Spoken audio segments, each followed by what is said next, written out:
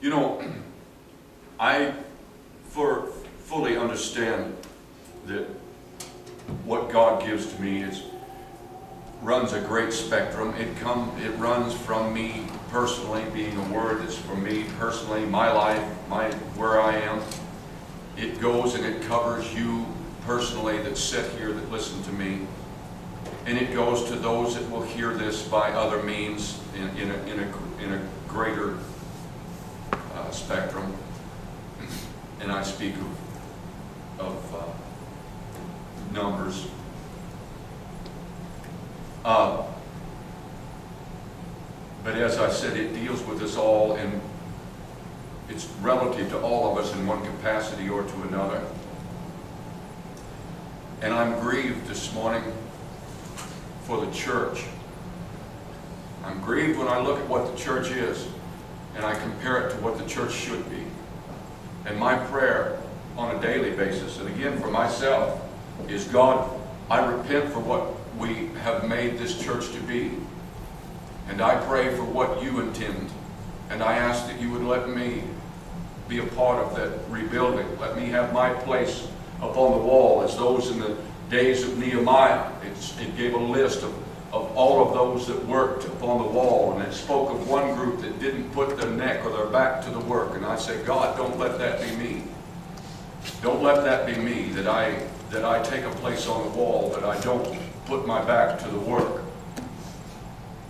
What I want to speak to you about this morning is the divine law of the order of God. And I want to speak to you of this divine order, which is a truth in both realms of the natural and the spiritual. I want to relate this in both, but I want to begin relating this in the realm of the natural, because it will be maybe easier for us to grasp that, so we can see the demonstration of the spiritual.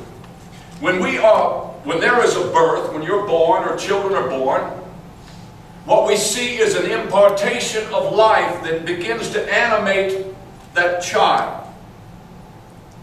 A vitality of life will come to whatever it is to enable it to be able to function to the purpose of God's design for that entity, whatever it is. And by that what I mean is, if it's the life of God in a flower, because God created everything, so there's different kinds of life, Paul said, but it's still God's life that's placed in even that flower. If it's the life of God in a flower, what that's saying is, once that life is imparted, the ability for that flower to grow, to eat, to drink, and to blossom is given of God, and there's no struggle. From the moment that God gives that flower that life, there is no struggle for animation. The same is true of a man. When a child is birthed or conceived, it is given, that life is imparted, and the ability to be animated is there without struggle. And that which is true in the natural is also true in the spiritual realm. What we have to understand then is that if God puts life into something, whatever it is, if God imparts to that, there should be no struggle for that life to function within the capacity for which it is purposed. If you consider this in the natural sense, what we have to understand is for that life impartation, conditions have to be met within the divine order of law.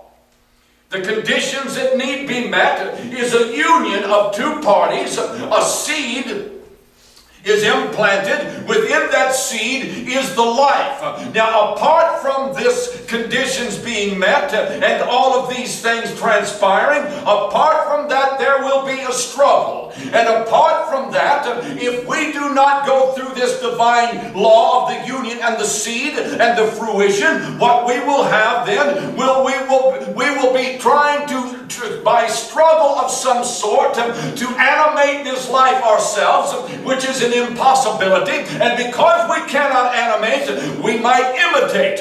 We could set a body in the corner and we could go move its arms and we could move its lips, but that would be absurd. But the truth is today, what we think is absurd in the natural is exactly what is existing in the spiritual realm.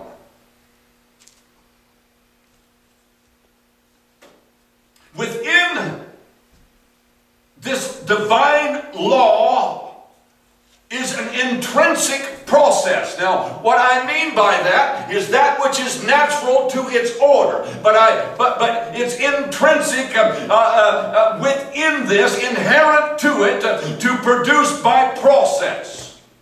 God's will for you, according to John 15 and 16. God's will for you, whoever you are, you have not chosen me. Think about that. The God of heaven that created all of it has chosen you. Not Christianity, not the body, but you. Because without you understanding that you are chosen, there can be no body and there can be no Christianity, because first and foremost, it's always individual. So we know it says, God has chosen you. You have not chosen me, I have chosen you, and ordained you that you should go and bring forth fruit, and that your fruit should remain, that whatsoever you ask of the Father in my name, he may give it you. Now he says, you've not chosen me, I've chosen you, and I've chosen you for a purpose. Not to go to heaven, but to bear fruit. Now we must understand what this fruit is, because that's where we can make that fruit many things. But the fruit that God is speaking of is the life that I just spoke of before, that which animates that body. If it's the fruit of God, it must be the life of God. If you get fruit from a peach tree, what is it? Peaches. If you get the fruit of God, what is it? Life of God. It's God. It's not ministries, it's not works, it's not churches. It's God.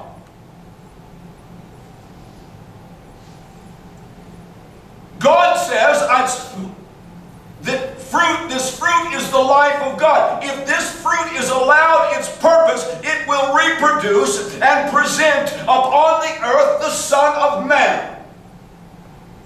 How is this accomplished? Back up in John to the first chapter. First chapter of John, reading from the 15th. And John bare witness of him, and cried, saying, This was he of whom I spake.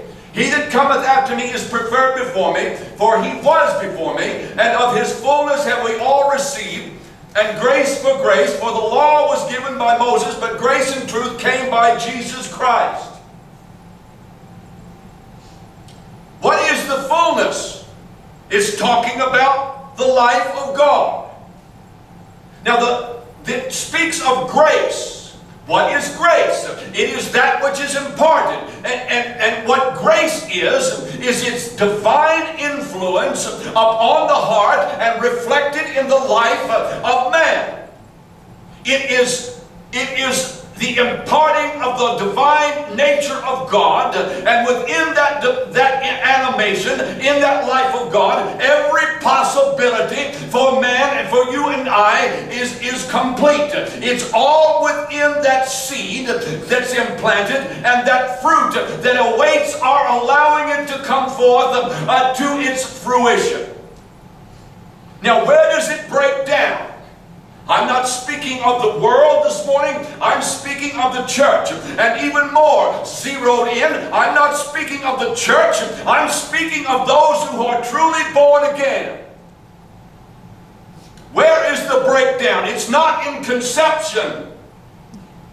When you're born again, that is conception. The breakdown of the work of God in the church today is not in conception, because he said, where any two are gathered together in my name, there I am also. He said I'll do what I need to do. So the breakdown is not in conception, or there's not even two on the earth. The breakdown is in delivery.